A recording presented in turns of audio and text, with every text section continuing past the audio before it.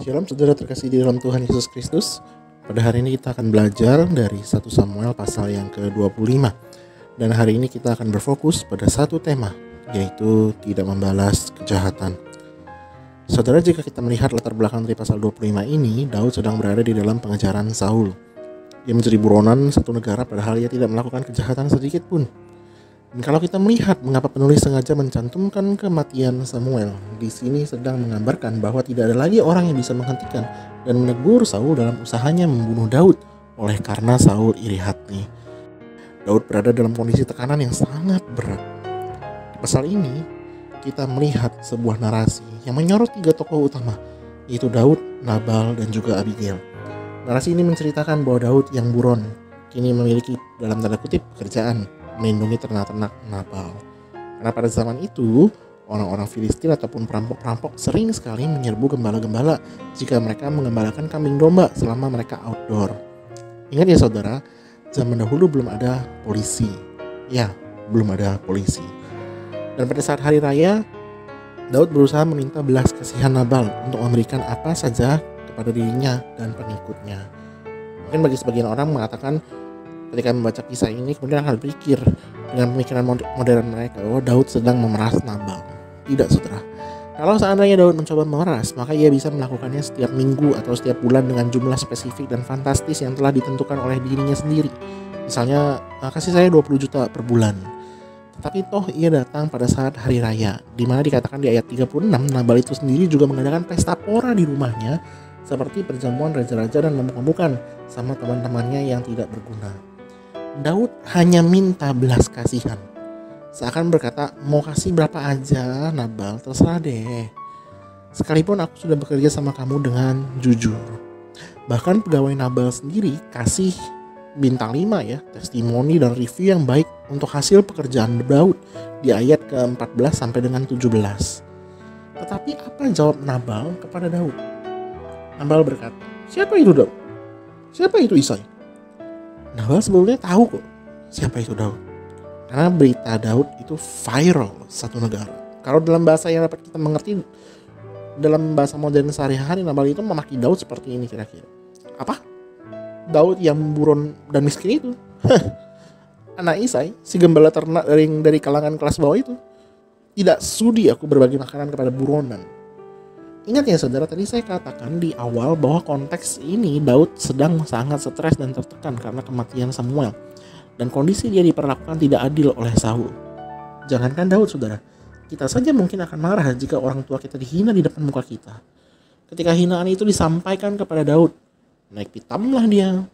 Mungkin dia berkata begini, percuma saja aku menjaga integritasku selama ini dalam pekerjaan di hadapan Tuhan. Percuma saja aku tidak korupsi. Kok sepertinya ada orang jahat selalu menang di dalam kehidupan ini? Apa Tuhan itu ada sebenarnya? Kalau ada, kenapa dia tidak mengadili? Sudahlah, sekarang semua itu sudah percuma. Lebih baik aku bunuh saja Nabal, orang yang tidak tahu terima kasih itu. Biar aku cabut nyawa dia apabila Tuhan tidak menjadi hakim yang adil. Baiklah, lebih baik aku cabut nyawa dia hari ini juga.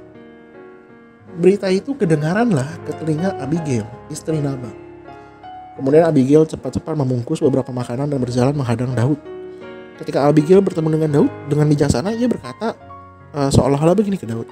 Daud Tuanku, jangan kamu sakit hati mendengar perkataan Nabal. Memang orang itu adalah orang yang bebal. Jangan karena perkataan dan tindakan satu orang lantas kamu berpikir bahwa Tuhan itu tidak adil, lalu kamu mau main hakim sendiri. Kita semua tahu kok kamu itu orang yang benar, orang yang diurapi Tuhan. Karena itu jangan kamu kotori tanganmu dengan darah orang hina seperti Nabal. Tenangkanlah dirimu karena Tuhan melihat dari surga. Tuhan yang akan membela. Memang betul ya saudara, seperti yang dikatakan di Amsal 15 ayat yang pertama. Jawaban yang lemah lembut meredakan kegeraman, tapi perkataan yang pedas membangkitkan amarah. Dan di Amsal 29 ayat 11 berkata, orang bebal melampiaskan seluruh amarahnya, tetapi orang bijak akhirnya meredakannya. Akhirnya Daud pulang, dan ketika berita itu sampai di telinga Nabal, kemudian Nabal kena serangan stroke dan mati. Akhirnya Abigail diperistri oleh Daud. Saudara, memang akan sangat mudah ketika kita kehilangan kesabaran jika kita di dalam tekanan dan orang lain itu berbuat jahat kepada kita.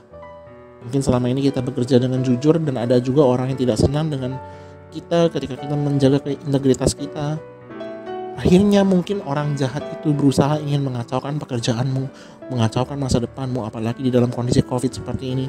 Kemudian kita berpikir, kok dalam kondisi tertekan seperti ini ada aja orang jahat yang mau membuatku menderita, yang mau membuat keluargaku menderita.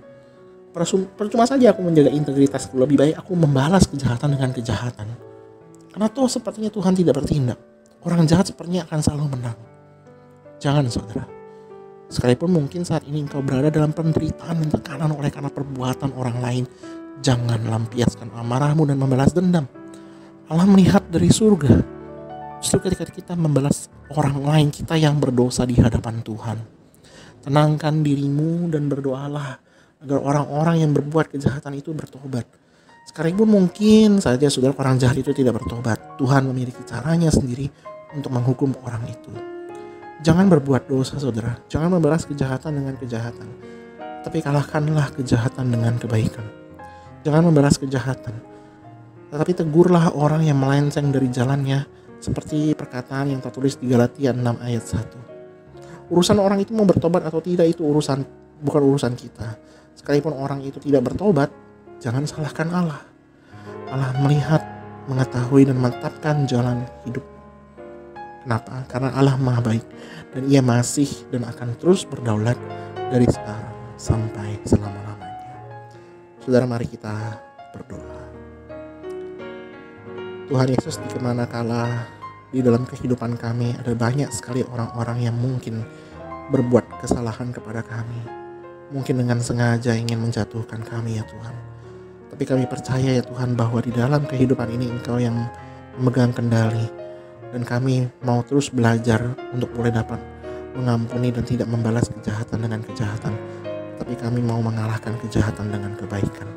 Tuhan kiranya yang menolong kami, memimpin kami. Terima kasih ya Tuhan. Hanya di dalam nama Tuhan Yesus Kristus kami berdoa. Amin.